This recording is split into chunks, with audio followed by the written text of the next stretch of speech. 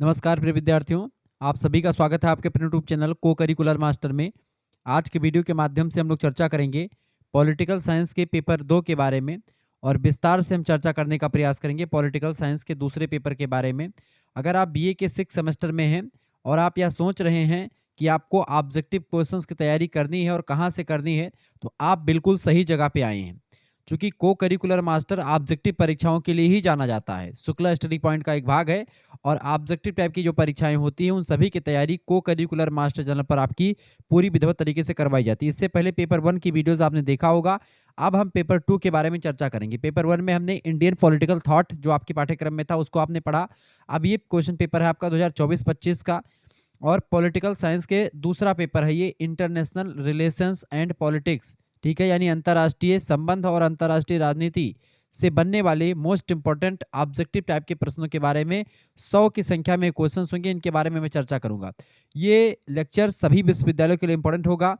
राम मनोहर लोहियावत विश्वविद्यालय, वीर बहादुर सिंह पूर्वांचल, महात्मा गांधी काशी विद्यापीठ, दीनदयाल उपाध्याय गोरखपुर विश्वविद्यालय, एमजी प्यारी बरेली रोहिलखंड विश्वविद्यालय, सिद्धार्थ यूनिवर्सिटी कपिलवस्तु, प्रोफेसर रज्जू भैया स्टेट यूनिवर्सिटी, चौधरी चरण सिंह मेरठ विश्वविद्यालय, CSJMU छत्रपति साहू जी महाराज कानपुर विश्वविद्यालय, मासा कुंभरी सहारनपुर, राजा महेंद्र प्रताप सिंह स्टेट यूनिवर्सिटी, महात्मा गांधी काशी विद्यापीठ, जननायक चंद्रशेखर बलिया विश्वविद्यालय, डॉक्टर भीमराव अम्बेडकर आगरा विश्वविद्यालय, महाराजा सुहेलदेव आजमगढ़ विश्वविद्यालय, बुंदेलखंड यूनिवर्सिटी झांसी, बनारस हिंदू विश्वविद्यालय, इलाहाबाद यूनिवर्सिटी, ऐसे तमाम प्रकार के और विश्वविद्यालय, JNU, AMU, सभी के लिए बहुत ही महत्वपूर्ण होगा ये। अगर परीक्षा ऑब्जेक्टिव हो रही है, चाहे लिखित हो रही है, और परीक्षा में आपके इंटरनेशनल रिलेशन के बारे में और पॉलिटिक्स के बारे में पढ़ना है, आप इस वीडियो को आंख मूंद करके देख लीजिएगा। इससे बाहर क्वेश्चन नहीं आने वाला है। अब की बार अधिकतर विश्वविद्यालयों में इसी टाइप का यानी ऑब्जेक्टिव टाइप का ही पेपर होने वाला है, तो उसकी विधिवत तैयारी अभी से मैंने शुरुआत कर दी है। मॉडल पेपर आपको मैं दिखाने का प्रयास कर रहा हूँ। ये मॉडल पेपर नहीं बल्कि क्वेश्चंस पेपर ही है। विभिन्न विश्वविद्यालय के क्वेश्चंस पेपर को सॉल्व करवा करके आपको ऐसा बताऊंगा कि 4-5 प्रैक्टिस सेट अगर आप देख लेते हैं उससे बाहर एक भी क्वेश्चन नहीं आएगा। और रिकॉर्ड ये ध्यान रखिएगा एकदम से बहुत सारे क्वेश्चंस आपको यहीं से देखने को मिलने वाले हैं। चलिए, क्वेश्चंस पेपर आपका आ चुका है। मैं इसको सॉल्व करने का प्रयास करूंगा, पूरा विस्तार से बताऊंगा, एक एक क्वेश्चंस को इतनी बारीकी के साथ आपको समझाने वाला हूं कि वहां से जो भी क्वेश्चंस आपका बनेगा वो भी आपकी परीक्षा के लिए बहुत ही महत्वपूर्ण होगा। क्लियर कट ये बता दूं कि ये लेक्चर्स अगर आपने देख लिया पूरा, आप जीरो हैं तो जीनियस हो जाएंगे, आपको कुछ नहीं आता तो बहुत कुछ आ जाएगा। पहला क्वेश्चन, बिम्सटेक में कितने देश शामिल हैं? बिम्सटेक, बिम्सटेक की अगर बात की जाए बेटा, तो बिम्सटेक में कुल मिलाकर के 7 देश शामिल हैं। ऑप्शन नंबर इसका सी करेक्ट आंसर होगा। कौन कौन से देश हैं?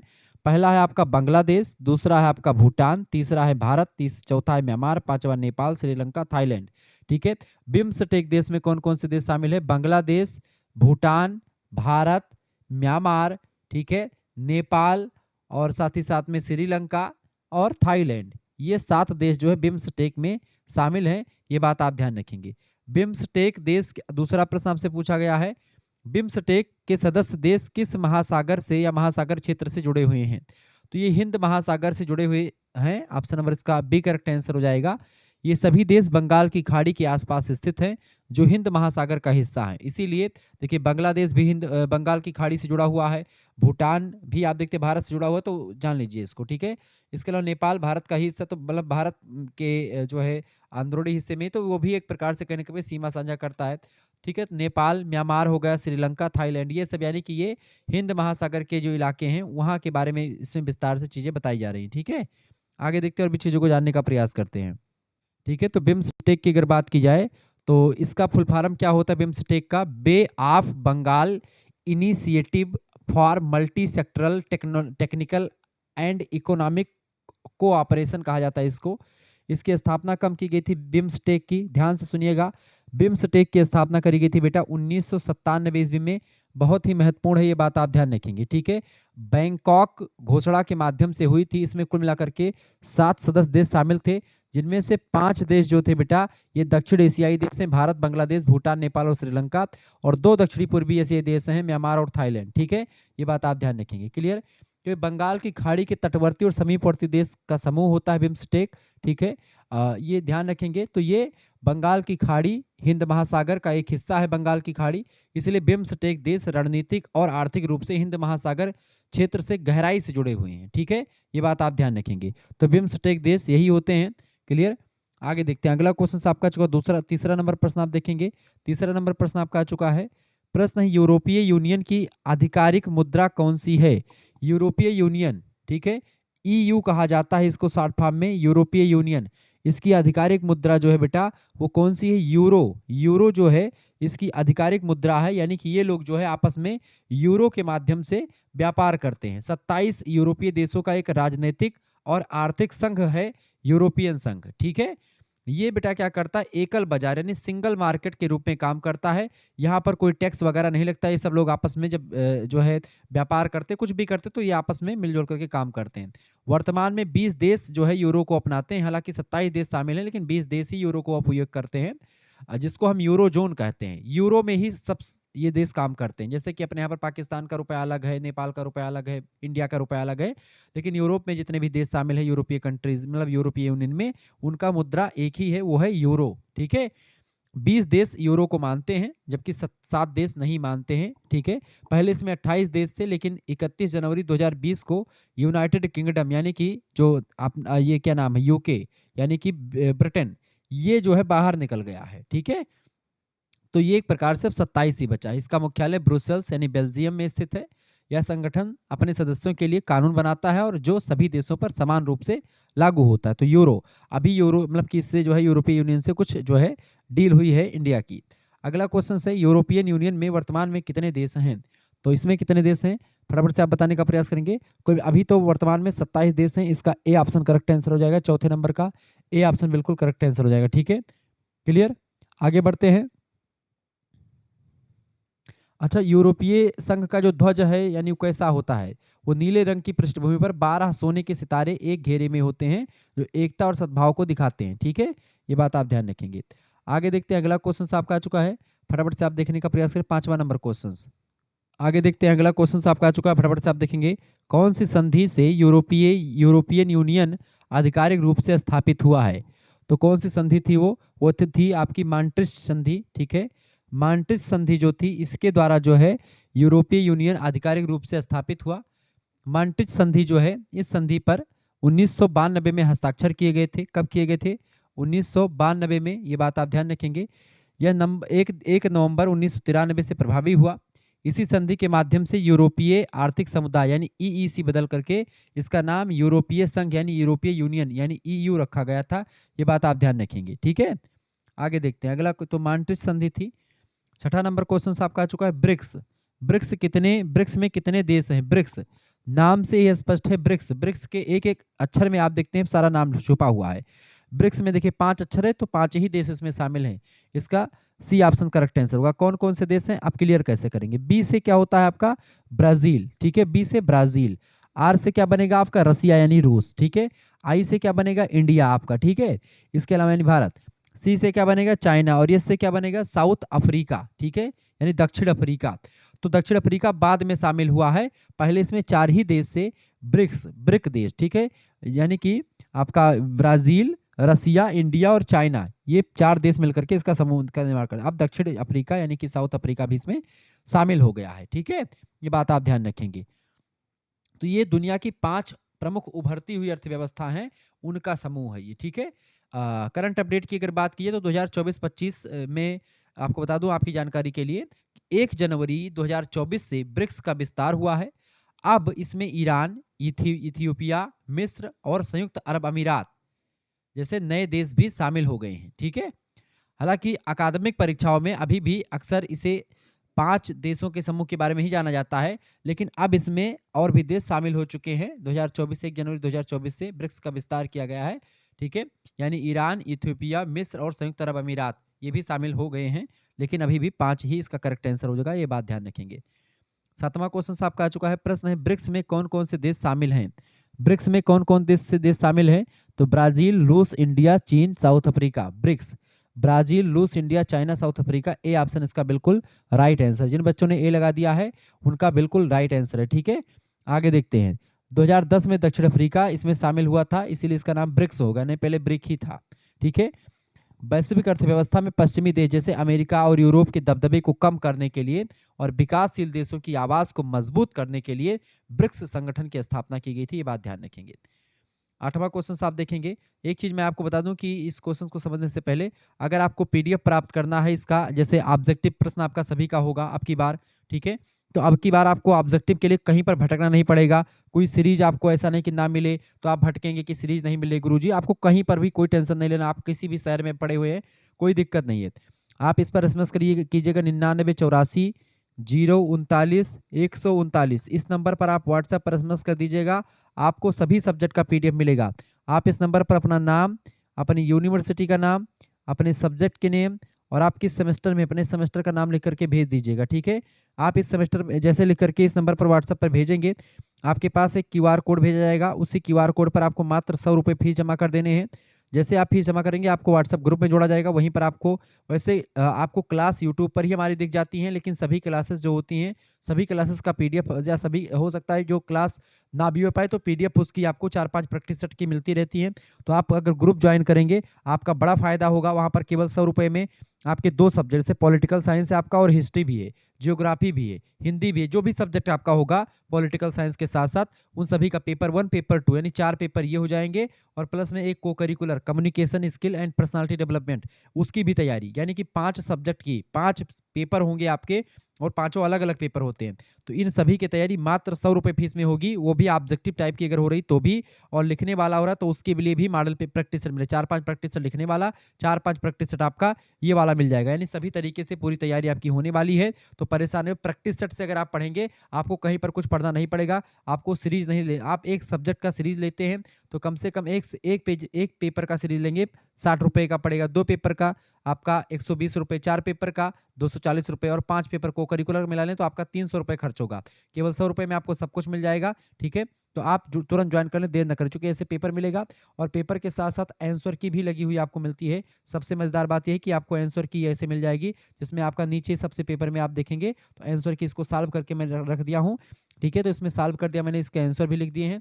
तो आप चाहे तो इस पीडीएफ को निकलवा करके आसानी से आप इसको पढ़ सकते हैं, और चाहे तो आप ऐसे ही अपने फ़ोन में आराम से इसको देखें, और उसके बाद में इसका आंसर मिलाने के लिए आप आंसर नीचे यहाँ पर देखें, जो टिक लगा हुआ है वो आंसर सही नहीं होता है, ये बात आप ध्यान रखेंगे, यानी कि आंसर उसका मैं नीचे सॉल्व करके देता हूँ, ये बात आप ध्यान रखेंगे, ठीक है। चलिए 8वां नंबर क्वेश्चन आपका आ चुका है। प्रश्न महोदय, ब्रिक्स का मुख्य उद्देश्य क्या है? ब्रिक्स का मुख्य उद्देश्य क्या है, फटाफट से आप बताने का प्रयास करेंगे। 8वां नंबर क्वेश्चन आपका क्या है, फटाफट से आप बताने का प्रयास करेंगे, फटाफट से आप बताने का प्रयास करेंगे इसका। 8वां नंबर क्वेश्चन आपसे क्या कह रहा है बाबू, प्रश्न ब्रिक्स का मुख्य उद्देश्य क्या है? तो ब्रिक्स का मुख्य उद्देश्य क्या रहा है बेटा? बिल्कुल राइट आंसर है सी ऑप्शन, आर्थिक विकास एवं सहयोग करने के लिए ब्रिक्स का संगठन का स्थापना किया गया था, इसका सी ऑप्शन करेक्ट आंसर हो जाएगा। नेक्स्ट क्वेश्चन आप देखेंगे, ठीक है, आगे बढ़ते हैं, क्लियर। अगला क्वेश्चन आपका 9वां नंबर प्रश्न आपका आ चुका है, क्षेत्रीय संगठन IORA का पूरा नाम क्या है? IORA का पूरा नाम क्या है? Indian Ocean Rim Association, Indian Ocean Rim Association इसका पूरा नाम है। हिंदी में कहेंगे हिंद महासागर तटीय क्षेत्रीय सहयोग संघ, ठीक है। इसी को IORA कहा जाता है, एक अंतर्राष्ट्रीय संगठन है जिसमें हिंद महासागर की सीमा से लगे हुए देश शामिल होते हैं, ठीक है। इसका उद्देश्य जो था बनाने के लिए, क्योंकि इस क्षेत्र के देशों के बीच क्षेत्रीय सहयोग और सतत विकास को बढ़ावा देने के लिए इसकी स्थापना करी गई। वर्तमान में अगर देखा जाए तो इसमें कुल मिलाकर के 23 देश जो हैं इसमें शामिल हैं, ठीक है। 11 संवाद भागीदार देश इसमें भी शामिल रहे हैं, ये बात आप ध्यान रखेंगे। 10वां क्वेश्चन आपसे पूछ लिया गया है IORA, ठीक है, IORA हिंद महासागर तटीय क्षेत्रीय सहयोग संगठन यानी संघ, इंडियन ओशियन रिम एसोसिएशन कहा जाता है इसको। इसकी स्थापना कब हुई थी पूछा गया है, इसकी स्थापना हुई थी 1997 में, ऑप्शन नंबर इसका सी करेक्ट आंसर हो जाएगा। 7 मार्च की डेट को इसकी स्थापना हुई थी, ये बात भी ध्यान रखें, 7 मार्च 1997 में इसकी स्थापना हुई थी। इसकी शुरुआत का विचार जो था पूर्व दक्षिण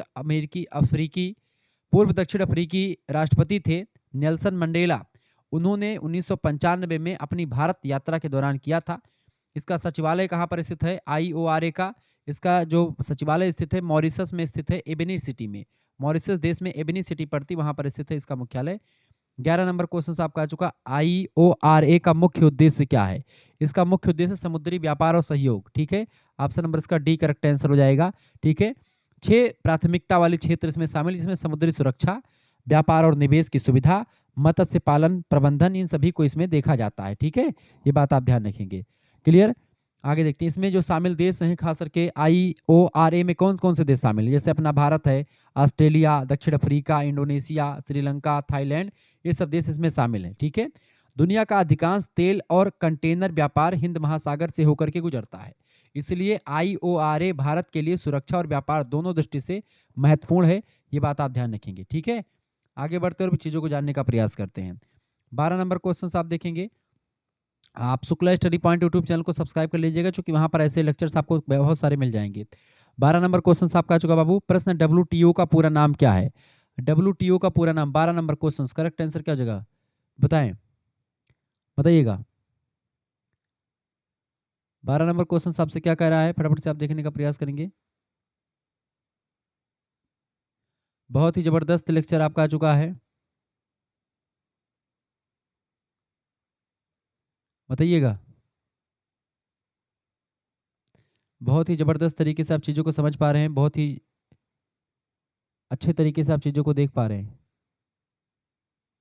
12 नंबर क्वेश्चन से, WTO का पूरा नाम, वर्ल्ड ट्रेड ऑर्गेनाइजेशन, बिल्कुल राइट आंसर आपका है। वर्ल्ड ट्रेड ऑर्गेनाइजेशन, विश्व व्यापार संगठन, बी ऑप्शन में दिया है वर्ल्ड ट्रेड ऑर्गेनाइजेशन, इसका बी ऑप्शन बिल्कुल करेक्ट आंसर हो जाएगा। अच्छा, इसकी स्थापना कब हुई थी? 1 जनवरी की डेट को इसकी स्थापना होती है। ठीक है, कब? 1995 में इसकी स्थापना होती है, ये बात आप ध्यान रखेंगे। ठीक है। इसका मुख्यालय पूछा जाए कहाँ पर स्थित WTO का, तो WTO का मुख्यालय है बेटा कहाँ पर? जिनेवा में। जिनेवा कहाँ पर पड़ता है? स्विट्जरलैंड में। ठीक है, तो जिनेवा में बहुत सारे मुख्यालय स्थित हैं। WTO का मुख्यालय कहाँ पर? जिनेवा, स्विट्जरलैंड में ही है। 13 नंबर प्रश्न है, WTO का मुख्य उद्देश्य क्या है? WTO विश्व व्यापार संगठन कहा जाता है इसको हिंदी में। इसका उद्देश्य वैश्विक व्यापार को अच्छा बनाना, सुगम बनाना। ठीक है, वैश्विक व्यापार को सुगम बनाना, इसका सी ऑप्शन बिल्कुल करेक्ट आंसर हो जाएगा। आगे बढ़ते हैं, अगला क्वेश्चन 14 नंबर प्रश्न आपका आ चुका है, फटाफट से आप देखेंगे। 14 नंबर प्रश्न है, WTO की सबसे बड़ी आलोचना क्या है? WTO की सबसे बड़ी आलोचना यह है कि यह केवल विकसित देशों के हितों की रक्षा करता है। ठीक है, विकसित देशों के हितों की रक्षा करता है, यही आलोचना इसकी करी जाती है। ठीक है, आलोचकों का मानना यह रहा है कि इसमें नियम विकसित देशों जैसे अमेरिका और यूरोपीय देश के पक्ष में ज़्यादा इसके निर्णय रहते हैं, जिसमें विकासशील देशों को नुकसान होता है। यानी ये एक प्रकार WTO वगैरह जो होते हैं, ये जो बड़े देश हैं जिनका अर्थव्यवस्था पहले से डेवलप है, उनके लिए काम करता है। बेसिकली गरीब देशों का समर्थन बहुत कम ही करता है। ठीक है, इसकी आलोचना लोग करते हैं। ठीक है, जबकि ये बनाया गया था ताकि व्यापार को अच्छा बनाया जाए, सभी देशों में व्यापार अच्छे तरीके से किया जाए। ठीक है, लेकिन इसका जो है मिसयूज भी कभी कभी हो जाता है। 15 नंबर क्वेश्चन आप देखेंगे। 15 नंबर प्रश्न आपका आ चुका महोदय। प्रश्न, मेकांग गंगा सहयोग, मेकांग गंगा सहयोग की बात हो रही है, फटाफट से आप बताने का प्रयास करेंगे। मेकांग गंगा सहयोग जिसको MGC बोलते हैं, उसमें कौन कौन से देश शामिल हैं? उसमें आपका देश है आपका Bharat, Thailand, Myanmar, Laos, Cambodia और वियतनाम। ठीक है, मेकांग गंगा सहयोग में जो है Bharat, Thailand, Myanmar, Laos, Cambodia, Vietnam, ये सारे देश शामिल हैं। इसकी स्थापना कब हुई थी बेटा? मेकांग गंगा सहयोग की, MGC कहा जाता है इसको। इसकी स्थापना हुई थी वर्ष 2000 में, लाओस की राजधानी ठीक है कहाँ पर हुई थी? वियंटियान में। ठीक है, ये बात ध्यान रखेंगे। इसका नाम इस क्षेत्र की दो बड़ी नदियों के बीच को मिला करके बनाया गया है। एक तो गंगा नदी जो भारत में बहती है, और दूसरी है मेकांग नदी। मेकांग नदी बहती है दक्षिण पूर्वी एशिया में। ठीक है, तो ये एक प्रकार से दो नदियों के बीच का जो है एक संगठन है। इसका मुख्य उद्देश्य था पर्यटन, संस्कृति, शिक्षा और परिवहन के क्षेत्र में सहयोग बढ़ाना। यह भारत की एक्ट ईस्ट पॉलिसी का एक मजबूत हिस्सा रहा है, ये बात आप ध्यान रखेंगे। आगे देखेंगे 16 नंबर प्रश्न। 16 नंबर प्रश्न आपका आ चुका, संघाई सहयोग संगठन SCO के संस्थापक सदस्य कौन कौन से देश हैं? संघाई सहयोग संगठन SCO का फुल फॉर्म होता है। इसके देश कौन कौन से इसमें हैं? इसमें देश हैं आपके रूस, चीन, तजाकिस्तान, किर्गिस्तान, उज्बेकिस्तान। ये सारे देश जो है संघाई सहयोग संगठन में शामिल हैं। ठीक है, रूस, चीन, तजाकिस्तान, किर्गिस्तान, उज्बेकिस्तान, और ठीक है, और कजाकिस्तान भी इसमें शामिल हो चुका है अब। ठीक है, ये बात ध्यान रखेंगे। 1996 में इसे संघाई संघाई 5 के नाम से जानते हैं, संघाई 5 के नाम से जाना जाता था। लेकिन 2001 ईस्वी में क्या हुआ? उज्बेकिस्तान जब इसमें शामिल हुआ, इसके बाद में इसका नाम बदल करके SCO कर दिया गया। नहीं, पहले इसको इसको संघाई 5 के नाम से जानते थे। ठीक है, जिसमें रूस, चीन, तजाकिस्तान, किर्गिस्तान इसमें शामिल था। ठीक है, किर्गिस्तान, तजाकिस्तान, रूस और चीन और उज्बेकिस्तान के शामिल हो जाने से इसको, ठीक, कजाकिस्तान भी इसमें शामिल था। उज्बेकिस्तान जब शामिल हो तो SCO इसका नाम पड़ गया, ये बात आप ध्यान रखेंगे। आगे देखते हैं, अगला क्वेश्चन आपकी स्क्रीन पर आ चुका है। अगला क्वेश्चन आपका आ चुका है भैया, फटाफट से आप देखेंगे। 17 नंबर प्रश्न है। प्रश्न है, भारत में यस सीओ का पूर्ण सदस्य कब बना? भारत यस सीओ का पूर्ण सदस्य कब बना बेटा? भारत जो है यस सीओ का पूर्ण सदस्य देश कब बना था? 2017 में बना। ऑप्शन नंबर इसका ए करेक्ट आंसर हो जाएगा। ठीक है, कजाकिस्तान की राजधानी आस्ताना में जून 2017 में एक शिखर सम्मेलन हुआ था इसका, यस सीओ का। उसमें भारत और पाकिस्तान दोनों को आधिकारिक रूप से पूर्ण सदस्य का दर्जा इसमें दे दिया गया था यस सीओ में। अब भारत भी इसका सदस्य देश है और पाकिस्तान भी है। ठीक है, आगे देखते हैं। अच्छा, यस सीओ का इसका मुख्यालय कहाँ पर है बेटा? इसका मुख्यालय बीजिंग यानी चीन में है। एमसीजी का जो लक्ष्य है वो क्या रहा है? एमसीजी का लक्ष्य बताएं। दक्षिणी पूर्वी सहयोगी जो एशियाई देश हैं, आसियान, आसियान के कुछ देश और भारत के बीच ऐतिहासिक और सांस्कृतिक संबंधों को आर्थिक आधुनिक सहयोग में बदलने का प्रयास किया गया। तमाम सारी चीजें इसमें की गई हैं। ठीक है, आगे देखते हैं। 18 नंबर क्वेश्चन आपका आ चुका है। 18 नंबर प्रश्न है, आसियान का पूरा नाम क्या है? फटाफट से आप बताने का प्रयास करेंगे। आसियान का पूरा नाम बताइए भाई। आसियान का पूरा नाम है Association of South East Asian Nation. C option correct answer हो जाएगा। सॉरी, सी ऑप्शन इसका Association of South East Asian Nation. C option इसका बिल्कुल करेक्ट आंसर हो जाएगा। यह दक्षिणी पूर्वी एशिया के 10 देशों का एक राजनीतिक और आर्थिक संगठन है। ये बात आप ध्यान रखेंगे। ठीक है, ओके,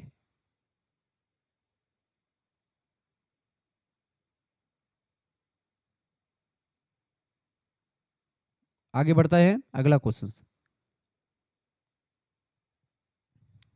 आगे देखते हैं अगला क्वेश्चन। आसियान का पूरा नाम क्या है? आसियान, आसियान की अगर बात की बेटा, फटाफट से आप बताने का प्रयास करेंगे। तो आसियान का पूरा नाम है Association of South East Asian nation. ठीक है, हिंदी में कहेंगे इसको दक्षेस कहा जाता है, इसको दक्षिणी पूर्वी एशियाई सहयोग संगठन। ठीक है, हिंदी में इसको कहते हैं। इसमें 10 देश शामिल हैं, जिसमें Indonesia, Malaysia, Philippines, Singapore, Thailand, Brunei, Vietnam, Laos, Myanmar और कंबोडिया। ये 10 देश शामिल हैं इसमें। इसका आदर्श वाक्य है मोट्टो। ठीक है, आदर्श वाक्य क्या है इसका? आदर्श वाक्य इसका है भैया मोट्टो। ठीक है, मोट्टो इसका आदर्श वाक्य है आसियान का, ये बात ध्यान रखेंगे। मोट्टो, ठीक है, ये बात आप ध्यान रखेंगे। यानी one vision, one identity, one community, इस फार्मूले पर काम करता है। एक दृष्टि, एक पहचान, एक समुदाय पर काम करता है आसियान। ठीक है, 10 देश शामिल है। अगला क्वेश्चन, आसियान की स्थापना कब हुई थी? आसियान की स्थापना 1967 में हुई थी, 1967। ठीक है, ए ऑप्शन इसका करेक्ट आंसर हो जाएगा। क्लियर, 8 अगस्त की डेट को इसकी स्थापना हुई थी 1967 में। थाईलैंड की राजधानी बैंकॉक में एक घोषणा पत्र पर हस्ताक्षर के माध्यम से स्थापना होती है, जिसे बैंकॉक घोषणा कहा जाता है। ठीक है, बैंकॉक डिक्लेरेशन अंग्रेजी में कहते हैं। जब शुरुआत में इसकी स्थापना हुई थी आसियान की, तो कुल मिलाकर के 5 देश ही शामिल थे इसमें। बाद में 5 और शामिल हो गए हैं। 5 देश जो शुरुआती शामिल थे उसमें इंडोनेशिया, मलेशिया, फिलीपींस, सिंगापुर और थाईलैंड शामिल थे। बाद में 5 देश उसमें और शामिल हो जाते हैं। अब 10 देश शामिल है। 20 नंबर क्वेश्चन, आसियान का प्रमुख उद्देश्य क्या है? फटाफट से आप बताने का प्रयास करेंगे। आसियान का प्रमुख उद्देश्य क्या है बेटा? आसियान का प्रमुख उद्देश्य है कि एशिया में व्यापार और राजनीतिक सहयोग को बढ़ावा दिया जाए। ऑप्शन नंबर इसका सी करेक्ट आंसर होगा, promoting trade and political cooperation in Asia. ठीक है, आगे बढ़ते और भी चीज़ों को जानने का प्रयास करते हैं। 21 नंबर क्वेश्चन आपका आ चुका है। फटाफट से आप बताने का प्रयास करेंगे। 21 नंबर क्वेश्चन आपका आ चुका है, सभी लोग बताने का प्रयास करेंगे। प्रश्न आपका आ चुका है, सार्क। सार्क जो है का पूरा नाम क्या है? सार्क का फुल फॉर्म बताएं। सार्क, सार्क का फुल फॉर्म की अगर बात की तो south Asia association for regional cooperation इसका फुल फॉर्म होता है सार्क का। हिंदी में बोले तो दक्षिण एशियाई क्षेत्रीय सहयोग संगठन कहा जाता है सार्क को। अच्छा, इसको दक्षेस कहा जाता है, ये बात आप ध्यान रखेंगे। ठीक है, सार्क जो है और सार्क की बात की जाए तो प्रसिद्ध राजनीतिक विचारक हंस मर्गेनथाउ को जानते होंगे, तो उनके बारे में मैं चर्चा भी करूंगा। अंतर्राष्ट्रीय सिद्धांतों से रिलेटेड है वो। ठीक है, जिन्होंने अंतर्राष्ट्रीय राजनीतिक राष्ट्रों के बीच शक्ति और संघर्ष की बात करी है। अभी मैं चर्चा करूँ दूसरा 22 नंबर क्वेश्चन वो आपका आएगा। सार्क, सार्क के बारे में समझ लें। सार्क होता क्या है? दक्षिणी एशियाई क्षेत्रीय सहयोग संगठन इसको कहा जाता है। ठीक है,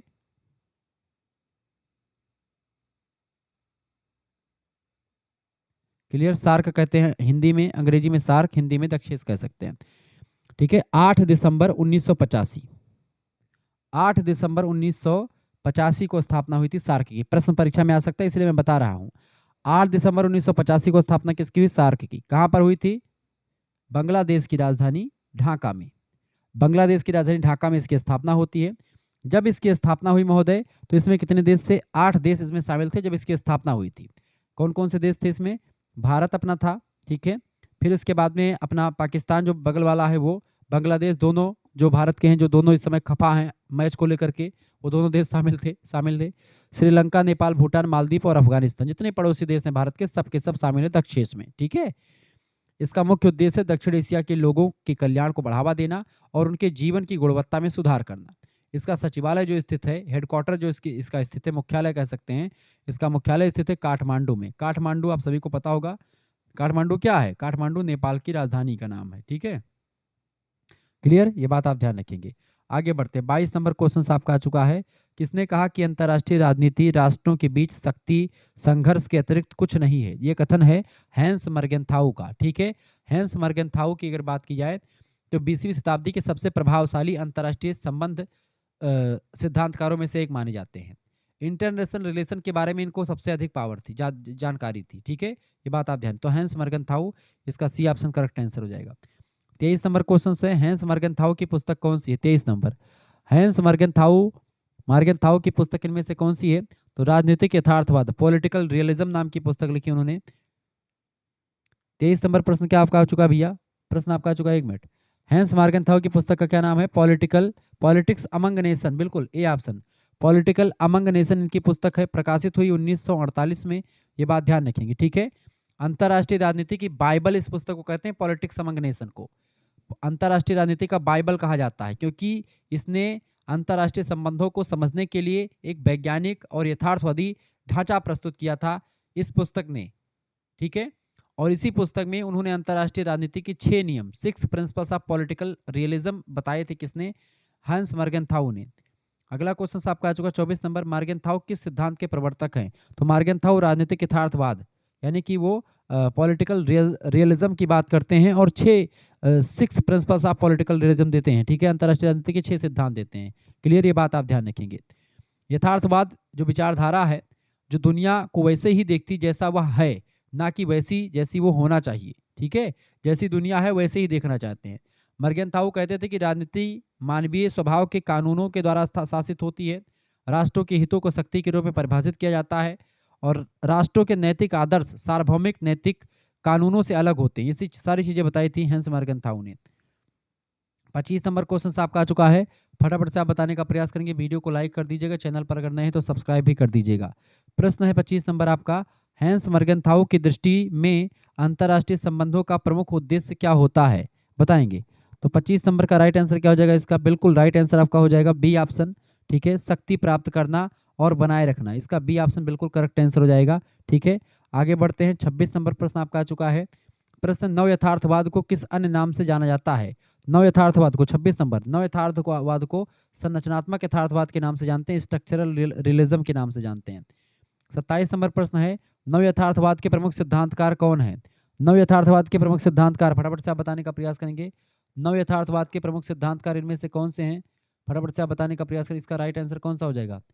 सभी लोग बताएंगे। 27 नंबर क्वेश्चन क्या आ चुका है? 27 नंबर प्रश्न बहुत ही जबरदस्त तरीके से आप चीजों को देख पा रहे हैं और जान पर 27 नंबर का करेक्ट आंसर क्या हो जाएगा? सभी लोग बताने का प्रयास करें। 27 नंबर, बहुत बढ़िया तरीके से आप चीजों को देख पा रहे हैं, समझ पा रहे हैं, बहुत बढ़िया, ठीक है।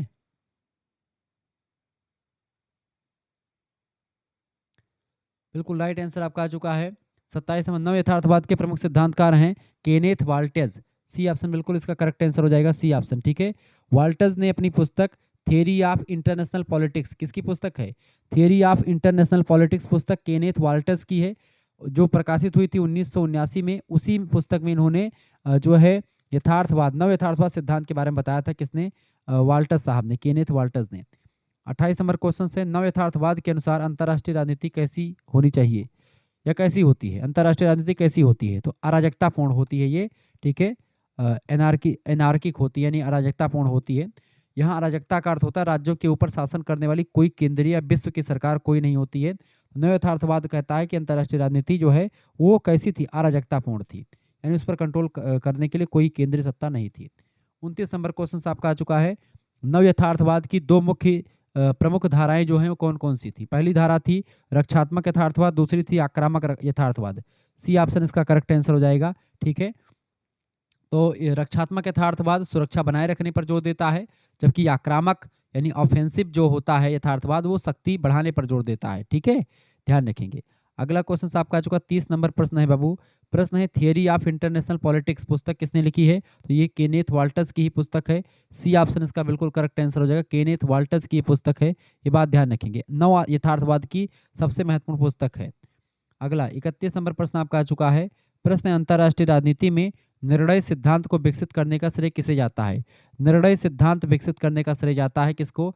Richard Snyder, Henry Brooks, Burton Sapin, इन तीनों को जाता है। ऑप्शन नंबर डी लगा दीजिएगा। ये सारे विद्वान जो हैं इन तीनों ने मिलकर के 1954 ईस्वी में, ठीक है, इस सिद्धांत को यानी कि कौन सिद्धांत को? निर्णय सिद्धांत को बताया था, तीनों ने मिलकर के। ठीक है, आगे देखते हैं। 32 नंबर प्रश्न आपका आ चुका है। प्रश्न है निर्णय निर्माण सिद्धांत डिसीजन मेकिंग थियरी मुख्य रूप से केंद्रित है, बताएं। डिसीजन मेकिंग थियरी विदेश नीति निर्माण प्रक्रिया से रिलेटेड है। ऑप्शन नंबर इसका सी बिल्कुल राइट आंसर हो जाएगा।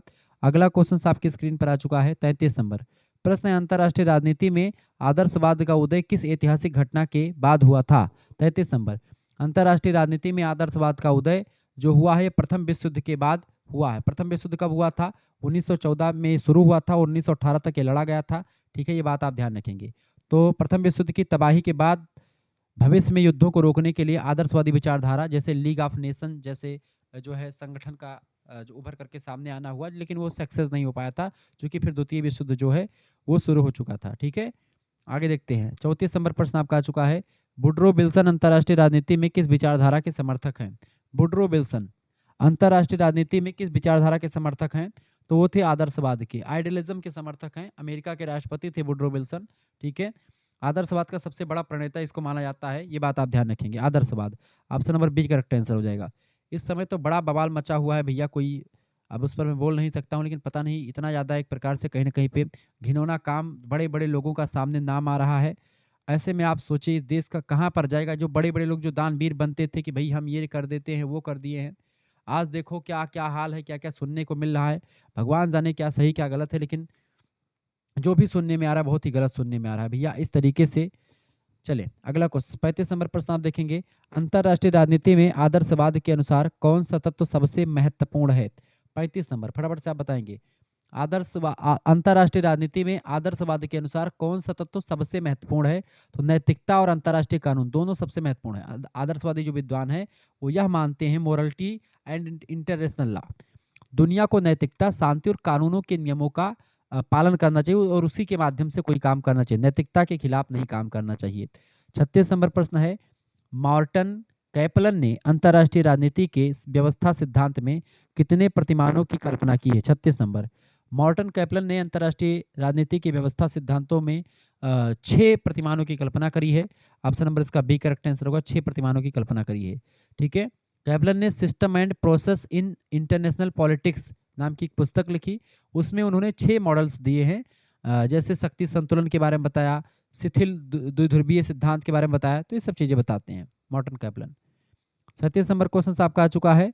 मॉर्टन कैपलन द्वारा प्रस्तावित अंतर्राष्ट्रीय राजनीतिक व्यवस्था का सिद्धांत, अंतर्राष्ट्रीय यानी system and process in international politics, अंतर्राष्ट्रीय राजनीतिक व्यवस्था का सिद्धांत का कैसा मतलब कौन सा मॉडल इनमें से नहीं है?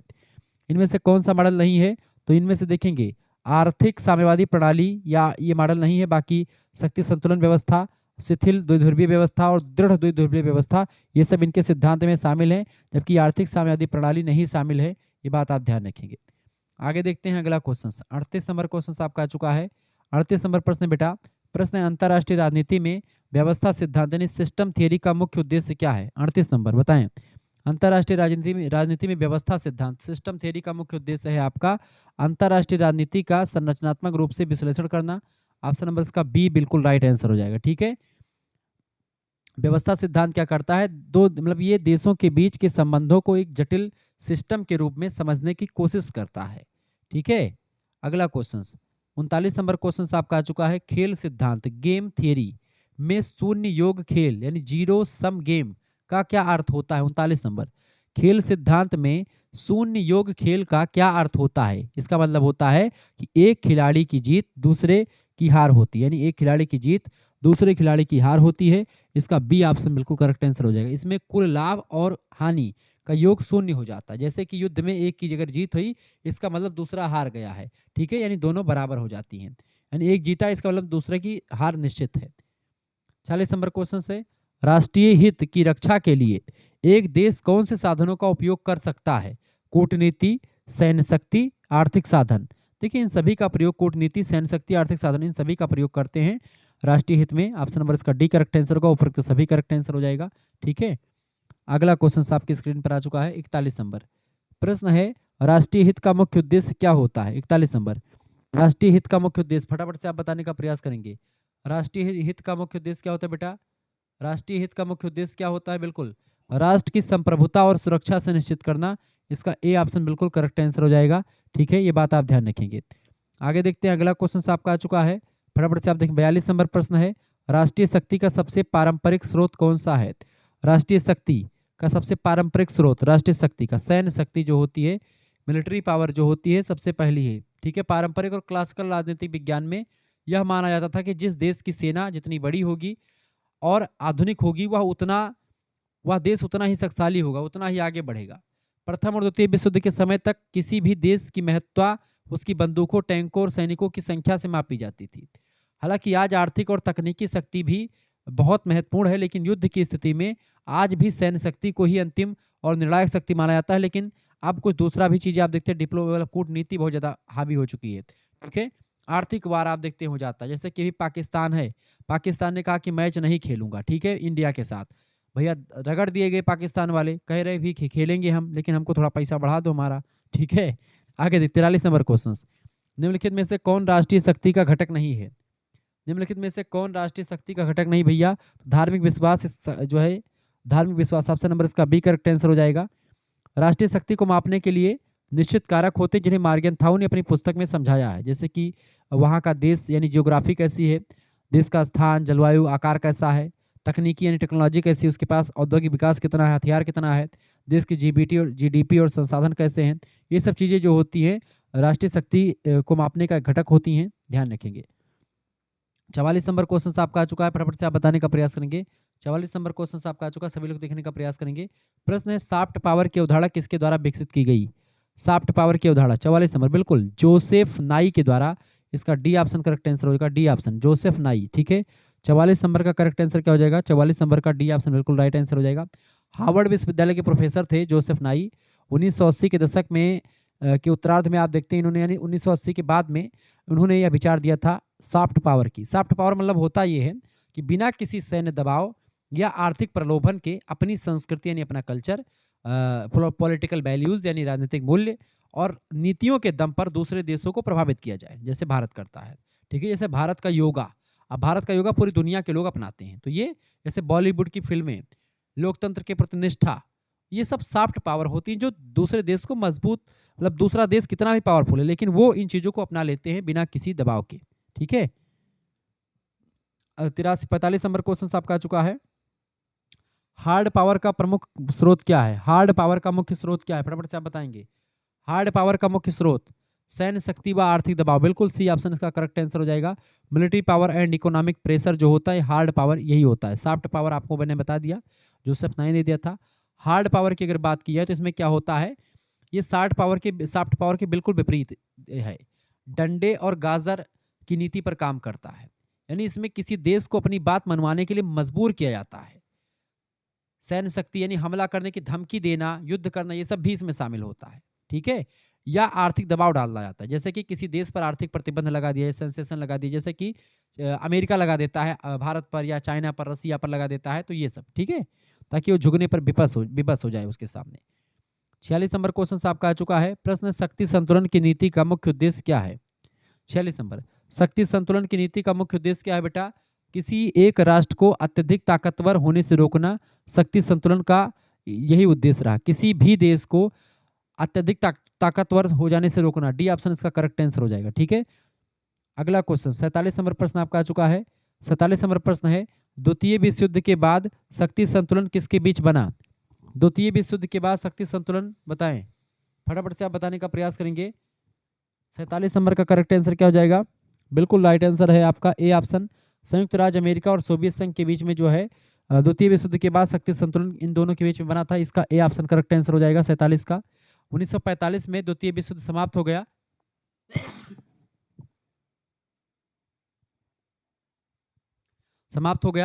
बाद में ब्रिटेन और फ्रांस जैसी पुरानी शक्तियां कमजोर हो जाती हैं।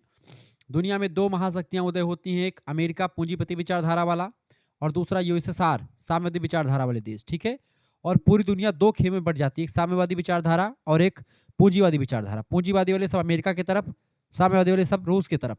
शीत युद्ध छिड़ जाता है। ठीक है, इन दोनों के बीच सीधे युद्ध के बजाय वैचारिक और कूटनीतिक संघर्ष चला, जिसको शीत युद्ध कहा जाता है। आगे देखते हैं 48 नंबर को, शीत युद्ध कोल्ड वार के दौरान शक्ति संतुलन बनाए रखने के लिए कौन से दो सैन्य गुट बने?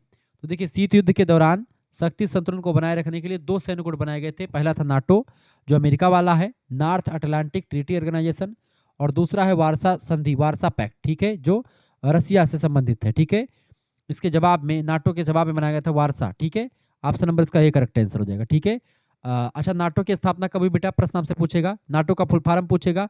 नॉर्थ अटलांटिक ट्रीटी ऑर्गेनाइजेशन जो है नाटो का फुल फॉर्म है, जिसका लीडर अमेरिका रहा है। ठीक है, 1949 में इसकी स्थापना हुई है नाटो की। ठीक है, अमेरिका इसका नेतृत्व करता है और इसका उद्देश्य पश्चिमी यूरोप को सोवियत आक्रमण से बचाना, जो रूस है उसका आक्रमण यूरोपीय कंट्रीज पर ना हो, इसके लिए बचाना। इसे यूक्रेन जो है उस जो है नाटो का ही सदस्य है, इसीलिए जब रूस आक्रमण करता है तो नाटो के सारे देश जो होते हैं रूस के खिलाफ हो जाते हैं। ठीक है, अमेरिका तमाम सारे सेंसेशन लगा देता है। अब दूसरा क्या है यहाँ पर, वारसा संधि। वारसा संधि क्या है बेटा, वारसा पैक्ट जो है इसी नाटो के विरोध में बनाया गया था, इसके जवाब में नाटो के। ठीक है, वारसा पैक्ट 1995 में, सॉरी 1955 में, चूंकि 1949 में बना था आपका नाटो, उसके 6 सालों के बाद में 1955 में बनाया गया। उसके जवाब में वारसा संधि। ठीक है, अपने मित्र देशों के साथ मिलकर के वारसा की संधि करी थी, किसने? रूस ने।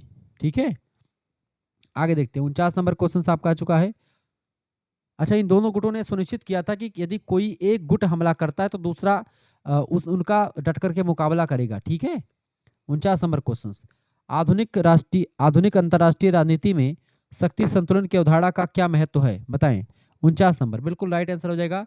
यह वैश्विक स्थिरता को बनाए रखता है, इसका बी ऑप्शन करेक्ट आंसर हो जाएगा। शक्ति संतुलन जो होता है वैश्विक स्थिरता को बनाए रखता है, झगड़ा लड़ाई होने से रोकता है। ठीक है, 50 नंबर क्वेश्चन साहब, हमारा चैनल एक दूसरा भी है, बी क्रेकर। ठीक है, इसको भी सब्सक्राइब कर लीजिएगा। अगला क्वेश्चन से 50 नंबर, सामूहिक सुरक्षा की अवधारणा का समर्थन करने वाले प्रमुख राजनीतिक विचारक कौन थे? 50 नंबर फटाफट से आप बताने का प्रयास करेंगे, इसका राइट आंसर क्या हो जाएगा, बताइएगा। सामूहिक सुरक्षा की अवधारणा का समर्थन करने वाले प्रमुख राजनीतिक विचारक कौन थे? 50 नंबर का करेक्ट आंसर हो जाएगा आपका डी ऑप्शन, वुडरो विल्सन साहब थे, इसका डी ऑप्शन करेक्ट आंसर हो जाएगा। ठीक है, आगे देखते हैं, अगला क्वेश्चन आपका आ चुका है। 51 नंबर प्रश्न है, प्रथम विश्व युद्ध के बाद सामूहिक सुरक्षा के लिए किस संगठन की स्थापना करी गई थी? इसका करेक्ट आंसर क्या हो जाएगा? 51 नंबर का बिल्कुल राइट आंसर हो जाएगा आपका 51 का C option, League of Nation की स्थापना करी गई थी, लेकिन ये सफल नहीं रहा था। 52 नंबर क्वेश्चन आपका आ चुका है। प्रश्न है, प्रथम विश्व युद्ध कब से कब तक चला था? 1914 से 1918 तक चला था प्रथम विश्व युद्ध। अगला क्वेश्चन आपका, द्वितीय विश्व युद्ध कब से कब तक? 1945 से 1939 से 1945 तक द्वितीय विश्व युद्ध चला था। 53 नंबर प्रश्न है, प्रथम विश्व युद्ध की समाप्ति किस संधि से हुई थी? तो प्रथम विश्व युद्ध की समाप्ति जो हुई थी बेटा, किस संधि से हुई थी? इसका राइट आंसर हो जाएगा सी ऑप्शन, वर्साय की संधि से, ट्रीटी ऑफ वर्साय की संधि से समाप्त हुई थी, जिसमें एक प्रकार से जर्मनी को काफी कुछ झेलना पड़ा था। ठीक है, अगला क्वेश्चन आपका 54 नंबर प्रश्न है, वर्साय की संधि के अनुसार जर्मनी को क्या करना पड़ा था? तो जर्मनी की बात की जाए, वर्साय की संधि जो थी प्रथम विश्व युद्ध की समाप्ति इसी संधि से हुई थी। तो इसमें युद्ध के लिए मुआवजा देना और अपनी सेना को सीमित करना जो है जर्मनी को बताया गया था, इसका सी ऑप्शन करेक्ट आंसर हो जाएगा। ठीक है, वर्साय की संधि जो थी एकदम से थोप दी गई थी, जर्मनी पर जबरदस्ती ला दी गई थी। 28 जून को यह संधि हुई थी बेटा, 28 जून 1919। ठीक है, डेट याद रखिएगा, जिसने प्रथम विश्व युद्ध को आधिकारिक रूप से समाप्त कर दिया था। अच्छा, इस संधि को जर्मनी पर थोपा गया था, जर्मनी को युद्ध का प्रमुख दोषी बताया गया कि जर्मनी की ही वजह से युद्ध हुआ है, और इस पर भारी जुर्माना ठोक दिया गया था। ठीक है, और जर्मनी की सेना को अधिकतम 1 लाख सैनिक को रख सकता था, इससे अधिक नहीं रख सकता था जर्मनी, ऐसा सेंसेशन लगाया गया उस पर। उसकी वायुसेना व पनडुब्बियों पर प्रतिबंध लगा दिया गया। इसी अपमान का बदला लेने के लिए बाद में आप देखते द्वितीय विश्व युद्ध का बीज जो है वर्साय की संधि के द्वारा बो दिया गया था, और आप देखते फिर हिटलर आता है और उसके बाद में द्वितीय विश्व युद्ध छेड़ देता है। 55 नंबर क्वेश्चन आपका आ चुका है, प्रथम विश्व युद्ध के प्रथम विश्व युद्ध में मुख्य रूप से दो गुट कौन कौन से थे? तो प्रथम विश्व युद्ध में दो गुट थे, पहला था मित्र राष्ट्र और दूसरा था आपका केंद्रीय शक्तियां। ठीक है, ऑप्शन नंबर इसका डी करेक्ट आंसर हो जाएगा। ठीक है, मित्र राष्ट्र और केंद्रीय शक्तियां। ठीक है, ऑप्शन नंबर इसका करेक्ट आंसर क्या हो जाएगा? डी ऑप्शन इसका राइट आंसर हो जाएगा। ठीक है, ये दो गुट बने थे प्रथम विश्व युद्ध में।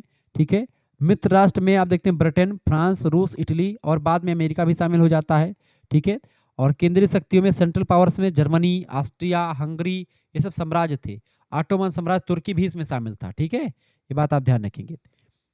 मित्र राष्ट्रों की विजय होती है और इसी युद्ध में, प्रथम विश्व युद्ध में, भारत के जो सैनिक थे इन्होंने भी भाग लिया था। भारत के सैनिक ने इंग्लैंड की तरफ से लड़ाई लड़ी थी, यानी मित्र राष्ट्रों की तरफ से भारत के सैनिकों ने लड़ाई लड़ी थी और विजयी हुए थे। ठीक है, भारतीयों ने बहुत जो है डट करके सामना किया था और अंग्रेजों ने कहा था कि हमारा आप साथ दीजिए और मैं आपको मतलब अपने सैनिकों को भेज दीजिए, हम आपके लिए आपका देश छोड़ देंगे, ऐसा वादा किया गया था। इसीलिए बाद में असहयोग आंदोलन चलाया गया 1919 में, चूंकि इसमें इन लोगों ने हमने सहयोग किया था लेकिन हमारा लोगों का सुना नहीं गया था। 57 नंबर क्वेश्चन आपका आ चुका है। अमेरिका ने जापान के नागासाकी शहर पर परमाणु बम कब गिराया था? द्वितीय विश्व युद्ध के दौरान आप देखते हैं बम गिराया गया था 1939 में, द्वितीय विश्व युद्ध शुरू हुआ था। 57 नंबर का करेक्ट आंसर क्या हो जाएगा इसका? अच्छा, यहाँ पर एक प्रश्न छूट गया आपका। द्वितीय विश्व युद्ध कब शुरू हुआ था? 1939 में शुरू हुआ था, 1945 में समाप्त हुआ था। ये बात आप ध्यान रखेंगे। ठीक है, 1 सितंबर 2000 मतलब 1939 को शुरू हुआ था द्वितीय विश्व युद्ध। एडोल्फ हिटलर के नेतृत्व में जर्मनी ने पोलैंड पर आक्रमण कर दिया था। ठीक है, जवाब में ब्रिटेन और फ्रांस ने जर्मनी के खिलाफ युद्ध की घोषणा कर दी और यह युद्ध इतिहास का सबसे विनाशकारी संघर्ष था। 1945 तक चला, 6 वर्षों तक युद्ध चलता रहा। ठीक है, 57 नंबर प्रश्न। अमेरिका ने जापान पर जो नागासाकी शहर पर बम गिराया था, नागासाकी और हिरोशिमा दोनों शहरों पर गिराया था। 9 अगस्त 1945 को गिराया था। ए ऑप्शन करेक्ट आंसर हो जाएगा। ठीक है, जापान को आत्मसमर्पण करने के मजबूर करने के लिए अमेरिका ने दुनिया में पहली बार परमाणु हथियारों का उपयोग किया था। पहला बम गिराया था 6 अगस्त की डेट को 1945 में हिरोशिमा शहर पर लिटिल बॉय नाम का बम गिराया था। ठीक है, और उसके 3 दिन के बाद में 9 अगस्त को नागासाकी पर गिराया था 1945 में ही फैटमैन नाम का बम गिराया था। ठीक है, ये बात ध्यान रखेंगे। इन हमलों के कुछ ही दिनों के बाद में जापान ने बिना शर्त आत्मसमर्पण कर दिया और द्वितीय विश्व युद्ध समाप्त हो गया था। और उसी दिन से जापान की चूंकि भारी क्षति हुई थी अमेरिका की वजह से, इसीलिए अमेरिका ने जापान की रक्षा का जो है ठेका ले लिया था उसी दिन से। और आज भी अगर जापान को कोई देश कुछ बोल करके देख ले, अमेरिका से सीधी दुश्मनी करेगा वो, समझ लो। यानी अमेरिका रक्षा करता है जापान की। ठीक है, अच्छा, ये जो सन की तानाशाह है, कहीं कहीं उत्तर कोरिया दक्षिण कोरिया का कोई है। ठीक है, किंग जोंग। अमेरिका जैसे ये बोलते हैं ट्रंप की हम ऐसा करेंगे। ठीक है, अमेरिका कुछ बोलते हैं दक्षिण कोरिया को या जो भी है उत्तर कोरिया, मुझे ध्यान नहीं आ रहा है, जैसे कुछ बोलते हैं किम जोंग को, तुरंत किम जोंग क्या करता है, कहता है जापान को ही उड़ा देंगे। ठीक है, अब अमेरिका वाले तुरंत जो है शांत हो जाते हैं कि भैया हमें जापान बगली है, तुरंत उड़ा देगा। सन की है वो किसी की नहीं सुनता है भैया। ठीक है, वो शासक किसी की सुनता नहीं है। 58 नंबर क्वेश्चन। द्वितीय विश्व युद्ध बाद किस अंतर्राष्ट्रीय संगठन की स्थापना हुई थी? द्वितीय विश्व युद्ध के बाद में बताएं। द्वितीय विश्व युद्ध के बाद में संयुक्त राष्ट्र संघ की स्थापना हुई थी। इसका बी ऑप्शन करेक्ट आंसर होगा, यूनाइटेड नेशंस की स्थापना हुई थी। अच्छा, प्रथम विश्व युद्ध के बाद में लीग ऑफ नेशन की स्थापना हुई थी। तो 58 नंबर का करेक्ट आंसर क्या हो जाएगा बेटा? 58 नंबर का करेक्ट आंसर क्या हो जाएगा? फटाफट से आप बताने का प्रयास करेंगे। 58 नंबर बिल्कुल राइट आंसर आपका क्या हो जाएगा? बिल्कुल राइट आंसर आपका, बहुत बढ़िया।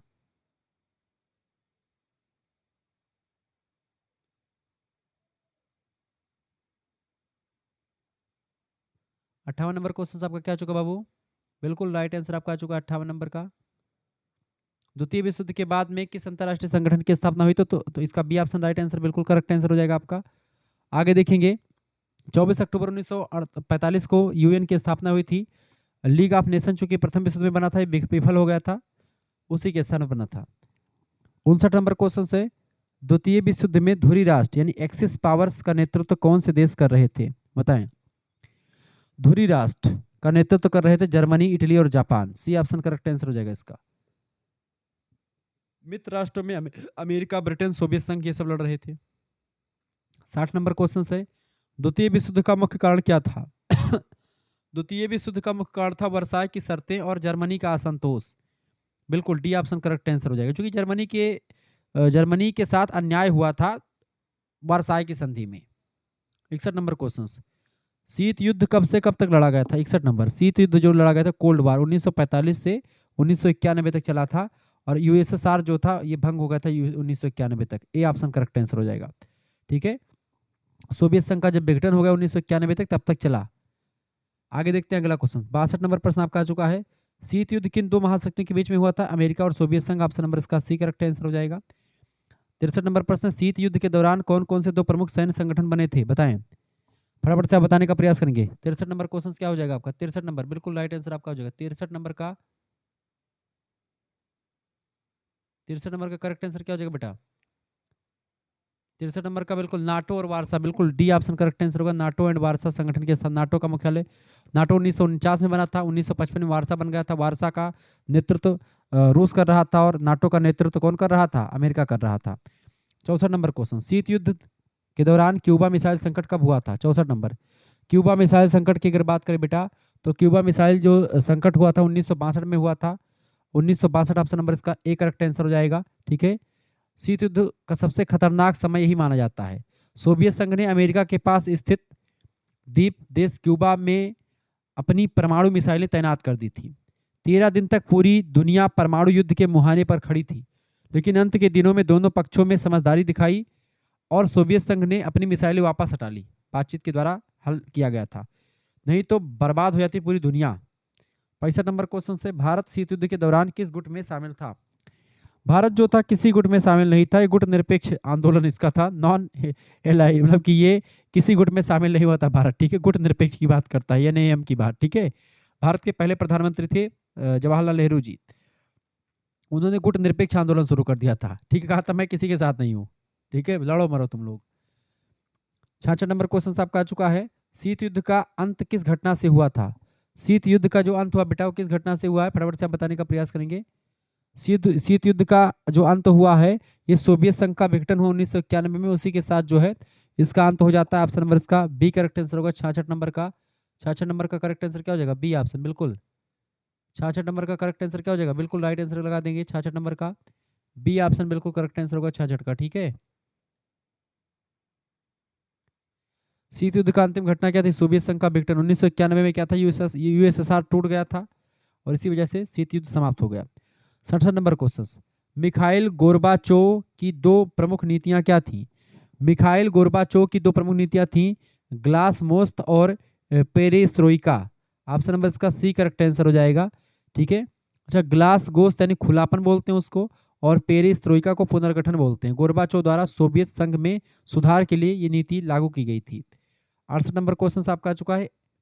प्रश्न आपका आ चुका है, एनपीटी से क्या तात्पर्य है? NPT, NPT nuclear non proliferation treaty, परमाणु अप्रसार संधि बोलते हैं हिंदी में इसको, इसी को बोलते हैं एनपीटी। यह एक अंतर्राष्ट्रीय संधि है जिसका उद्देश्य परमाणु हथियारों के प्रसार को रोकना होता है। ऑप्शन नंबर इसका सी करेक्ट आंसर होगा। न्यूक्लियर नॉन प्रोलिफरेशन ट्रीटी कहते हैं इसको, सी ऑप्शन इसका राइट आंसर होगा। 69 नंबर प्रश्न, सीटीबीटी का उद्देश्य क्या था? सीटीबीटी, सीटीबीटी जो है ये सभी प्रकार के परमाणु हथियारों पर प्रतिबंध लगाने के लिए इसकी स्थापना की गई थी सीटीबीटी की। ऑप्शन नंबर इसका सी करेक्ट आंसर हो जाएगा। ठीक है, अगला क्वेश्चन 70 नंबर प्रश्न आपका आ चुका है। 70 नंबर प्रश्न आपका आ चुका बाबू। प्रश्न आपका आ चुका है, स्टार्ट संधि का उद्देश्य क्या है? स्टार्ट संधि का उद्देश्य बताएं। सामरिक परमाणु हथियारों को कम करने के लिए स्टार्ट संधि की उद्देश्य रखा गया था। स्टार्ट मतलब होता है स्ट्रेटेजिक आर्म्स रिडक्शन ट्रीटी कहते हैं इसको। अमेरिका और सोवियत संघ के बीच परमाणु हथियारों की संख्या को घटाने के लिए स्टार्ट नाम का एक प्रकार से संधि करी गई थी, सामरिक परमाणु हथियारों को कम करने के लिए। बी ऑप्शन इसका बिल्कुल करेक्ट आंसर होगा, अमेरिका और रूस के बीच में संधि हुई थी। 71 नंबर क्वेश्चन से, न्यू वर्ल्ड आर्डर की अवधारणा का चर्चा में कब आई थी? 71 नंबर बताएंगे। न्यू वर्ल्ड आर्डर की अवधारणा चर्चा में कब आई? तो शीत युद्ध के बाद आई थी। ऑप्शन नंबर इसका सी करेक्ट आंसर होगा, शीत युद्ध के बाद में आई थी। शीत युद्ध की समाप्ति और सोवियत संघ के पतन के बाद वैश्विक राजनीति में एक नई व्यवस्था का उदय होता है, जिसको न्यू वर्ल्ड आर्डर बोलते हैं। 72 नंबर क्वेश्चन से, न्यू वर्ल्ड आर्डर शब्द का प्रयोग प्रथम उपयोग किस अमेरिकी राष्ट्रपति ने किया था? तो न्यू वर्ल्ड आर्डर शब्द का प्रथम प्रयोग किया था जॉर्ज एल डब्ल्यू बुश ने। ठीक है, डब्ल्यू बुश यानी जॉर्ज एल डब्ल्यू बुश ने किया था। बी ऑप्शन करेक्ट आंसर हो जाएगा। खाड़ी युद्ध के दौरान सोवियत संघ के विघटन के समय राष्ट्रपति बुश ने इस शब्द का प्रयोग किया और इसको लोकप्रिय बनाया। 73 नंबर क्वेश्चन आपका आ चुका है, न्यू इंटरनेशनल इकोनॉमिक ऑर्डर की मांग मुख्य रूप से किसके द्वारा की गई थी? 73 number, new international economic order NIEO की मांग मुख्य रूप से किसके द्वारा की गई थी? विकासशील देशों के द्वारा। ऑप्शन नंबर इसका ए करेक्ट है, डेवलपिंग कंट्रियों के द्वारा। ठीक है, नेक्स्ट क्वेश्चन से आपका आ चुका 74 नंबर प्रश्न है, संयुक्त राष्ट्र संघ के सुरक्षा परिषद UNSC में कितने सदस्य, कितने अस्थायी देश हैं? अस्थायी देश 5 हैं और अस्थायी देश 10 हैं। ठीक है, ध्यान रखेंगे। ठीक है, तो 5 अस्थायी देश हैं बेटा, ये बात आप ध्यान रखेंगे। 5 अस्थायी देश हैं और 10 अस्थायी देश हैं, कुल मिलाकर के 15 देश हैं सुरक्षा परिषद में, ये बात आप ध्यान रखेंगे। 5 अस्थायी देश कौन कौन से, 5 अस्थायी देश में कौन कौन शामिल है, वही प्रश्न आपसे पूछा गया। 75 नंबर क्वेश्चन से आपका आ चुका है संयुक्त राष्ट्र सुरक्षा परिषद के अस्थायी सदस्य कौन कौन से देश हैं? तो अमेरिका, रूस, चीन, फ्रांस, ब्रिटेन, ये देश हैं 5। ठीक है, इनको वीटो पावर मिली हुई है। बी ऑप्शन करेक्ट आंसर होगा, अमेरिका, रूस, चीन, फ्रांस और ब्रिटेन। इसका बी ऑप्शन बिल्कुल करेक्ट आंसर हो जाएगा। आगे देखते हैं, अगला क्वेश्चन आपका आ चुका है 76 नंबर प्रश्न आपका आ चुका है, बहुत महत्वपूर्ण प्रश्न है। भारत पाकिस्तान के बीच में शिमला समझौता कब हुआ था, बताएं। भारत पाकिस्तान के बीच में शिमला समझौता कब हुआ था, फटाफट से आप बताने का प्रयास करें। 76 नंबर का करेक्ट आंसर क्या हो जाएगा बेटा? 76 नंबर का बिल्कुल, भारत पाकिस्तान के बीच में शिमला समझौता हुआ था 1972 में। डी ऑप्शन इसका करेक्ट आंसर हो जाएगा। 2 जुलाई 1972 को भारत की प्रधानमंत्री थी उस समय इंदिरा गांधी और पाकिस्तान के राष्ट्रपति थे जुल्फिकार अली भुट्टो। उनके बीच में समझौता, मतलब वो होता है, समझौता होता है शिमला में। 1971 में युद्ध हो रहा था, बांग्लादेश को स्वतंत्र करवाया था इंदिरा गांधी जी ने। ठीक है, जो बांग्लादेश आज जो है फड़फड़ा रहा है, उसको आज़ाद करवाने वाली हमारी जो है प्रधानमंत्री इंदिरा गांधी जी ही थी। उसके लिए हमने अमेरिका से दुश्मनी ले लिया, पाकिस्तान को हमने पछाड़ दिया था इसी से। पहले पाकिस्तान था ये, लेकिन उसको बांग्लादेश के रूप में आज़ाद करवाया था। ठीक है, ये बात आप ध्यान रखेंगे। आगे बढ़ते और भी चीज़ों को जानने का प्रयास करते, फटाफट से वीडियो को लाइक कर दीजिएगा, चैनल पर नए तो सब्सक्राइब कर दीजिएगा। 77 नंबर प्रश्न है, भारत की विदेश नीति का मूल मंत्र क्या है? भारत की विदेश नीति का मूल मंत्र है पंचशील सिद्धांत। ऑप्शन नंबर इसका सी करेक्ट आंसर हो जाएगा। अगला क्वेश्चन आप देखेंगे, फटाफट से आप देखने का प्रयास करेंगे। अगला क्वेश्चन आपका आ चुका महोदय, सभी लोग देखेंगे। प्रश्न 78 नंबर, भारत ने लुक ईस्ट पॉलिसी कब अपनाई? लुक ईस्ट पॉलिसी कब अपनाई थी भारत ने? 78 नंबर करेक्ट आंसर क्या हो जाएगा बेटा? 78 नंबर बिल्कुल राइट आंसर आपका हो जाएगा, सी ऑप्शन। 1991 में लुक ईस्ट पॉलिसी भारत ने अपनाई थी, ये बात आप ध्यान रखेंगे। ठीक है, तो देखिए भैया, लुक ईस्ट पॉलिसी क्या है? लुक ईस्ट पॉलिसी का मतलब होता है, हुआ ऐसा कि 1991 में जब सोवियत संघ का पतन हुआ और भारत का आर्थिक संकट आया, उसके बाद तत्कालीन प्रधानमंत्री उस समय थे पीवी नरसिम्हा राव। उन्होंने इस नीति की शुरुआत करी थी, लुक ईस्ट पॉलिसी। शीत युद्ध की समाप्ति के बाद भारत को नए आर्थिक साझेदारों की जरूरत थी, इसलिए भारत ने पश्चिमी देशों के बजाय पूर्वी पड़ोसी देशों को हाथ बढ़ाना शुरू कर दिया और पूर्वी देशों को एक प्रकार से अपना सहयोगी बनाने के लिए निकले। ठीक है, आगे देखते हैं 79 नंबर क्वेश्चन से, लुक ईस्ट पॉलिसी का मुख्य रूप से किस क्षेत्र पर केंद्रित थी? लुक ईस्ट पॉलिसी दक्षिणी पूर्वी एशिया पर केंद्रित थी, दक्षिणी पूर्वी एशिया। ऑप्शन नंबर इसका सी करेक्ट आंसर होगा। इस नीति का मुख्य लक्ष्य था आसियान देशों जैसे कि वियतनाम, थाईलैंड, सिंगापुर, मलेशिया के साथ व्यापारिक और रणनीतिक और सांस्कृतिक संबंध को मजबूत किया जाए। बाद में आप देखते हैं 2014 में प्रधानमंत्री नरेंद्र मोदी ने इसे और अधिक सक्रिय बनाते हुए एक्ट ईस्ट पॉलिसी नाम का एक एक्ट लाया, उसमें बदल दिया इसको, जिसमें आर्थिक सहयोग के साथ साथ सुरक्षा और समुद्री सुरक्षा पर भी जोर दिया गया। तो लुक ईस्ट पॉलिसी का नाम अब एक्ट ईस्ट पॉलिसी कर दिया गया है। 80 नंबर क्वेश्चन आपका आ चुका है प्रश्न, लुक ईस्ट पॉलिसी के तहत भारत ने किस संगठन से घनिष्ठ संबंध बनाए हैं? फटाफट से आप बताने का प्रयास करेंगे, इसका करेक्ट आंसर क्या हो जाएगा, बताएंगे। 80 नंबर क्वेश्चन, तो आसियान के साथ अच्छा संबंध बनाया है भारत ने। ऑप्शन नंबर इसका भी करेक्ट आंसर हो जाएगा। 80 नंबर का करेक्ट आंसर क्या हो जाएगा बाबू? 80 नंबर क्वेश्चन का करेक्ट आंसर क्या हो जाएगा आपका? फटाफट से आप बताने का प्रयास करेंगे। 80 नंबर का बिल्कुल राइट आंसर आपका हो जाएगा। ठीक है, लुक ईस्ट पॉलिसी के तहत भारत ने किस संगठन से घनिष्ठ संबंध बनाए हैं? तो आसियान से, बिल्कुल बी ऑप्शन करेक्ट आंसर हो जाएगा। अगला क्वेश्चन आपका आ चुका है, एक्ट पॉलिसी किस भारतीय प्रधानमंत्री ने शुरू किया है? तो नरेंद्र मोदी ने शुरू किया है। ऑप्शन नंबर इसका ए करेक्ट आंसर होगा। 2014 में लुक ईस्ट पॉलिसी को ही उन्होंने एक्ट ईस्ट पॉलिसी में बदल दिया।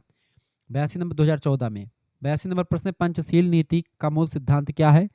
पंचशील नीति का मूल सिद्धांत है शांतिपूर्ण सह अस्तित्व बनाए रखना। ऑप्शन नंबर इसका सी करेक्ट आंसर होगा। 1954 में भारत और चीन के बीच समझौता हुआ था। पांच सिद्धांतों में एक दूसरे की अखंडता का सम्मान और शांतिपूर्ण तरीके से एक दूसरे जिएंगे। ठीक है, 83 नंबर क्वेश्चन से विचारधारा का अंत किस सिद्धांत विचार से जुड़ा हुआ है? विचारधारा का अंत, एंड ऑफ आइडियोलॉजी, किस सिद्धांत या सिद्धांत जो है विचारधारा का अंत नाम का सिद्धांत किस विचारक से जुड़ा हुआ है? तो डेनियल बेल से जुड़ा हुआ है ये।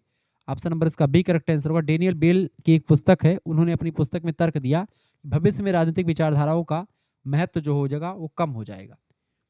54 नंबर क्वेश्चन आपका आ चुका है, सभ्यताओं का संघर्ष का सिद्धांत किस विचारक द्वारा प्रस्तुत किया गया था? सभ्यताओं का संघर्ष, क्लैश ऑफ सिविलाइजेशन, इसका सिद्धांत दिया है सैमुअल हंटिंगटन ने। इसका ए ऑप्शन करेक्ट आंसर हो जाएगा। सैमुअल हंटिंगटन का मानना था कि भविष्य में युद्ध देशों के बीच नहीं बल्कि संस्कृतियों और धर्मों के बीच होगा, सभ्यताओं के बीच युद्ध होगा। ठीक है। 85 नंबर क्वेश्चन आपका आ चुका, सभ्यताओं का संघर्ष का सिद्धांत मुख्य रूप से किसके बाद चर्चा में आया? सही बात कहा था इन्होंने, सैमुअल हंटिंगटन ने। सभ्यताओं का संघर्ष जो सिद्धांत है शीत युद्ध के अंत में आया, शीत युद्ध के अंत से। ठीक है, ऑप्शन नंबर इसका सी करेक्ट आंसर हो जाएगा। ठीक है, आगे देखते हैं अगला क्वेश्चन आपका आ चुका है। 86 नंबर क्वेश्चन आपका आ चुका है, गैर राज्यकर्ता नॉन स्टेट एक्टर कौन होते हैं? नॉन स्टेट एक्टर, गैर राज्यकर्ता जो होते हैं वे समूह जो सरकार का हिस्सा नहीं होते हैं लेकिन सुरक्षा और राजनीति को प्रभावित कर सकते हैं। इसका डी ऑप्शन बिल्कुल राइट आंसर हो जाएगा। ठीक है, वे समूह जो सरकार का हिस्सा नहीं है होते हुए लेकिन सुरक्षा और राजनीति को प्रभावित कर सकते हैं। 87 नंबर क्वेश्चन आपका आ चुका है, निम्नलिखित में से कौन सा गैर राज्यकर्ता का उदाहरण है? गैर राज्यकर्ता का उदाहरण कौन सा है? अल-कायदा। अल-कायदा जो होता है ये एक प्रकार से गैर राज्यकर्ता का उदाहरण है, ये बात आप ध्यान रखेंगे। संसद और नाटो आधिकारिक सरकारी या अंतर्राष्ट्रीय निकाय हैं, जबकि आप देखते हैं अल-कायदा एक स्वतंत्र हिंसक समूह होता है जो कि हिंसा फैलाने के लिए जाना जाता है। 88 नंबर क्वेश्चन आपका आ चुका, इतिहास का अंत सिद्धांत किस विचारक के द्वारा प्रस्तुत किया गया? इतिहास का अंत, फ्रांसिस फुकुयामा नाम के एक विचारक हैं, उन्होंने तर्क दिया कि पश्चिमी उदारवादी लोकतंत्र ही मानव सरकार का अंतिम स्वरूप है। ठीक है, तो फ्रांसिस फुकुयामा ने इतिहास का अंत का विचार दिया था। 89 नंबर क्वेश्चन है, सीमा पर आतंकवाद, सीमा पार आतंकवाद का क्या मतलब होता है? यानी कि एक देश से संचालित आतंकवादी गतिविधियां जो दूसरे देश को प्रभावित करती हैं, जैसे पाकिस्तान भारत के लिए करता रहता है, तो वो सी ऑप्शन करेक्ट आंसर हो जाएगा। ठीक है, ये बात आप ध्यान रखें, यानी कि जब आतंकवादी एक देश में पनाह लेकर के दूसरे देश पर हमला करते हैं, इसी को सीमा पार आतंकवाद के नाम से जाना जाता है। आगे देखिए 90 नंबर क्वेश्चन आपका आ चुका है, प्रश्न है भारत में सीमा पार आतंकवाद का सबसे अधिक प्रभावित हिस्सा या क्षेत्र कौन सा है? 90 नंबर, फटाफट से आप बताने का प्रयास करेंगे। 90 नंबर का करेक्ट आंसर क्या हो जाएगा? सीमा पार आतंकवाद। 90 नंबर प्रश्न आपका क्या है, भारत में सीमा पार आतंकवाद का सबसे अधिक प्रभावित क्षेत्र कौन सा है? तो जम्मू कश्मीर। ठीक है, ऑप्शन नंबर इसका सी करेक्ट आंसर हो जाएगा। आप देखते हैं पिछले कई दशकों में सीमा पार आतंकवाद का सामना भारत कर रहा है, लगातार जम्मू कश्मीर में अटैक होते रहे। अभी फिलहाल में आप देखते हैं जो अभी नया मुद्दा सामने जो आया था, जिस धर्म पूछ करके मारा गया गोली, ठीक है, जिसमें ऑपरेशन सिंदूर करके पाकिस्तान को सबक सिखाया गया था। 91 नंबर क्वेश्चन से, आतंकवाद निरोधक अधिनियम पोटा कब लागू हुआ था? आतंकवाद निरोधक अधिनियम पोटा जो लागू हुआ था 2002 में लागू हुआ, इसका सी ऑप्शन करेक्ट आंसर हो जाएगा 2002। पोटा का मतलब होता है प्रिवेंशन ऑफ जो है टेररिज्म एक्ट। ठीक है, 2001 में संसद हमले के बाद आतंकवादी गतिविधियों से सख्ती से निपटने के लिए पोटा एक्ट बनाया गया था। मार्च 2002 में संसद के संयुक्त सत्र के द्वारा इसको पारित करवाया गया। हालांकि इस कानून के दुरुपयोग की शिकायतों के कारण से इसे 2004 में मनमोहन सरकार ने निरस्त कर दिया और इसके बाद पोटा के स्थान पर यूएपीए एक कानून आया। ठीक है, जिसको बोलते हैं अनलॉफुल एक्टिविटीज मतलब कि प्रिवेंटेशन एक्ट बोलते हैं इसको। ठीक है, इसको और अच्छे तरीके से किया गया। अगला क्वेश्चन है 92 नंबर प्रश्न आपका आ चुका है, निम्नलिखित में से कौन सा एक गैर सरकारी संगठन है जो मानवाधिकारों की रक्षा करता है? जो मानवाधिकारों को रक्षा करता है और गैर सरकारी संगठन है वो है आपका जो है डी ऑप्शन एमनेस्टी इंटरनेशनल। ठीक है, जो है एमनेस्टी इंटरनेशनल जो है ये एक प्रकार से लंदन में स्थित एक अंतर्राष्ट्रीय एनजीओ है, गैर सरकारी संगठन है ये।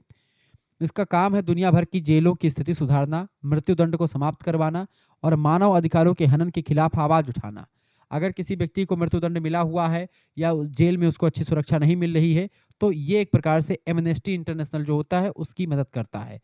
1977 में इसके कार्यों के लिए इसको नोबेल पुरस्कार भी मिला था। ठीक है, कैदियों की जो है देखभाल भी करता है। मानवाधिकारों की सार्वभौम घोषणा कब अपनाई गई थी? मानवाधिकारों की घोषणा मानव अधिकारों की सार्वभौम घोषणा कब अपनाई गई थी? 1948 में अपनाई गई। इसका सी ऑप्शन बिल्कुल करेक्ट आंसर हो जाएगा। द्वितीय विश्व युद्ध के अत्याचारों को देखते हुए संयुक्त राष्ट्र ने 10 दिसंबर 1948 को यूडीएचआर यानी कि universal declaration of human rights को अपनाया। इसमें अनुच्छेद इसमें 30 अनुच्छेद हैं जो यह बताते हैं कि जाति, धर्म, लिंग या देश के बावजूद हर इंसान के पास कुछ बुनियादी अधिकार हो, जैसे जीने का अधिकार, स्वतंत्रता का अधिकार, ये सभी को होना चाहिए। ठीक है, ये बात आप ध्यान रखेंगे। आगे देखते हैं, अगला क्वेश्चन आपका आ चुका है, फटाफट से आप देखने का प्रयास करेंगे। बहुत ही जबरदस्त तरीके से आपने चीजों को समझा है। 94 नंबर प्रश्न आपका आ चुका है। मानवाधिकार परिषद यूएनएचआरसी का मुख्यालय कहाँ पर स्थित है? ये जिनेवा स्विट्जरलैंड में इसका जो मुख्यालय स्थित है। इसका डी ऑप्शन करेक्ट आंसर हो जाएगा। ठीक है, ये बात आप ध्यान रखेंगे। क्लियर। इसका जो गठन किया गया था 2006 में किया गया था। ठीक है, पुराना जो मानवाधिकार था उसके स्थान पर जो है ये संयुक्त राष्ट्र मानवाधिकार परिषद की स्थापना की गई थी। पहले मानवाधिकार आयोग था, उसी को नाम बदल करके 2006 में संयुक्त राष्ट्र मानवाधिकार परिषद बना दिया गया। ये बात आप ध्यान रखेंगे। आगे देखते हैं, इसमें जो है 47 देश होते हैं जिनका चुनाव संयुक्त राष्ट्र महासभा के द्वारा किया जाता है। इसका कार्य मतलब 47 सदस्य देश होते हैं इसमें। ठीक है, इसका कार्य है दुनिया भर में मानवाधिकारों के उल्लंघन की जांच करना। अगर मानवाधिकारों का उल्लंघन होता है, चाहे कोई भी देश हो, उसका जो है जांच की करता है मानवाधिकार आयोग। अंतर्राष्ट्रीय मानवाधिकार दिवस कब मनाया जाता है? 95 नंबर। अंतर्राष्ट्रीय मानवाधिकार दिवस 10 दिसंबर को मनाया जाता है। ठीक है, 10 दिसंबर को मनाया जाता है। 10 दिसंबर 1948 को संयुक्त राष्ट्र ने मानवाधिकारों की सार्वभौम घोषणा को आधिकारिक रूप से जारी किया था, इसीलिए 10 दिसंबर को मनाते हैं। इसका बी ऑप्शन बिल्कुल करेक्ट आंसर हो जाएगा। अगला क्वेश्चन आपका आ चुका है, फटाफट से आप देखेंगे। प्रश्न है 96 नंबर प्रश्न। दक्षिण दक्षिण वार्ता साउथ साउथ डायलॉग किस सम्मेलन से प्रेरित है? दक्षिण दक्षिण वार्ता जो है बारडुंग सम्मेलन 1955 में हुआ था, उससे संबंधित है। ऑप्शन नंबर इसका सी करेक्ट आंसर होगा, बारडुंग सम्मेलन। ठीक है, यह इंडोनेशिया के बारडुंग शहर में आयोजित हुआ था, जिसमें एशिया और अफ्रीका के 29 जो नए नए स्वतंत्र देश हुए थे वो शामिल हुए थे। ठीक है, 1955 में। दक्षिण दक्षिण वार्ता की अगर बात की जाए तो ये जो है विकासशील देश जो है, जैसे ग्लोबल साउथ जिसको कह सकते हैं, विकसित देश ग्लोबल नॉर्थ पर निर्भर जो थे। पहले पहले हम लोग जैसे पूर्वी देशों पर निर्भर थे, सॉरी पश्चिमी देशों पर निर्भर थे, जो विकसित देश है उन पर। तो उनकी निर्भरता को खत्म करने के लिए हमारे दक्षिण जो महाद्वीप है या दक्षिणी जो गोलार्ध है, उसके देशों की आपस में जो है बातचीत करना, वो था आपका दक्षिण दक्षिण वार्ता। 97 नंबर क्वेश्चन आपका आ चुका है, फटाफट से आप देखने का प्रयास करेंगे। 97 नंबर क्वेश्चन आपका आ चुका है, फटाफट से आप देखने का प्रयास करेंगे। बहुत ही जबरदस्त तरीके से आपने लेक्चर को देखा है। 97 नंबर क्वेश्चन आपका क्या आ चुका बेटा? 97 नंबर प्रश्न आपसे क्या कर रहा है, फटाफट से आप बताने का प्रयास। 97 नंबर क्वेश्चन बताएंगे।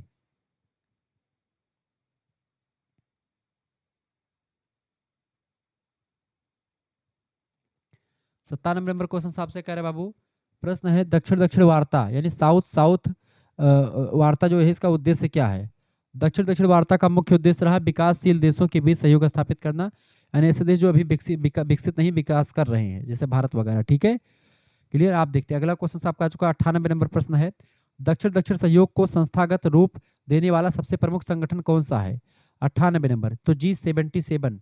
ऑप्शन नंबर इसका ये करेक्ट है। G77 विकासशील देशों का सबसे बड़ा समूह है जो अंतर्राष्ट्रीय स्तर पर उनके हितों की बात करता है। अगला क्वेश्चन आपका 99 नंबर प्रश्न है, बिम्स्टेक की स्थापना कब हुई थी? बिम्स्टेक की स्थापना 1997 में हुई थी। ये बात ध्यान है, 6 जून 1997 में बैंकॉक घोषणा के माध्यम से बिम्स्टेक की स्थापना हुई थी।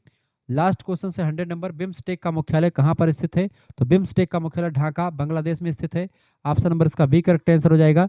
ये बात आप ध्यान रखेंगे। ठीक है, कहाँ पर है? बांग्लादेश की राजधानी ढाका में इसका मुख्यालय स्थित है, सचिवालय मुख्यालय कुछ भी बोले। ठीक है, इस तरीके से आपने 100 MCQs को देख लिया। बहुत ही बारीकी के साथ मैंने आपको बताया है। अगर आपको कोर्स में ज्वाइन होना है, यानी PDF प्राप्त करनी है, लिखित का, ऑब्जेक्टिव का, सभी का, लघु उत्तरीय दीर्घ उत्तरीय का भी मिलेगा।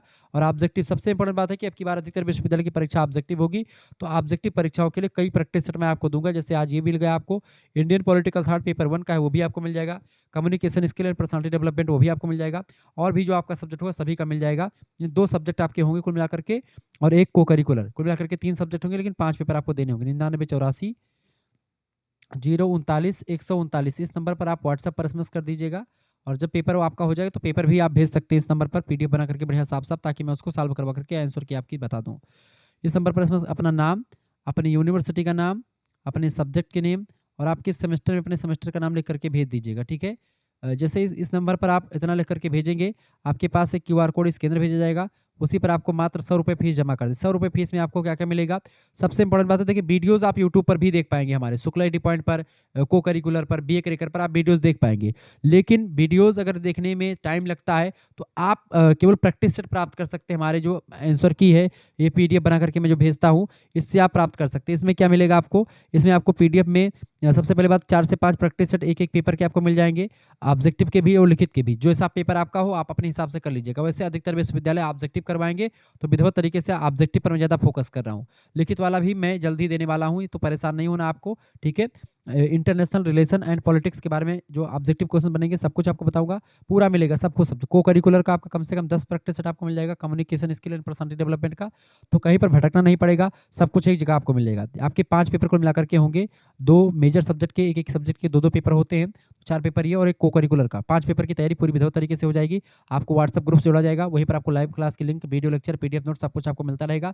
समय-समय पर आपको जो है तमाम सारी चीज़ों से जानकारी मिलती रहेगी। आपको कोई दिक्कत होगी तो आप हमारे से डायरेक्टली कनेक्ट रहते हैं, हमसे आप बातचीत कर पाते हैं, तो ये आपके लिए बेनिफिट्स रहता है।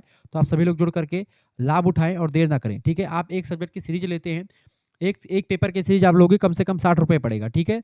और 6 पंचे 30, 300 रुपए आप खर्च कर देते हैं सीरीज़ खरीदने में। तो आप सीरीज़ ना खरीद करके अगर आप हमारे पीडीएफ को जॉइन करते हैं, तो आपका बड़ा बेनिफिट्स होता है। आप यहाँ पर पीडीएफ नोट्स प्राप्त करते हैं, जिसमें आपको सब कुछ मिल जाता है, ठीक है? और आपको कहीं पर भटकना नहीं पड़ता है, सब कुछ एक जगह मिल जाता है। आप कहीं पर भी, किसी भी शहर में आप आसानी से पीडीएफ प्राप्त करके आराम से पढ़ कर के जाओ। 2 पीडीएफ भी अगर हमारे यहाँ देख लेते हैं, 1 पीडीएफ भी देख लेते हैं, तो आप आसानी से पेपर देने जाइएगा। कहीं पर कुछ आपको उससे बाहर नहीं मिलेगा, सब कुछ यहीं से आएगा, ठीक है? और जो वीडियोज़ मैं बताता हूँ, इन वीडियो को अगर आपने देख लिया है, तो बहुत अच्छी बात है। धन्यवाद, मिलते हैं नेक्स्ट में। बहुत-बहुत धन्यवाद।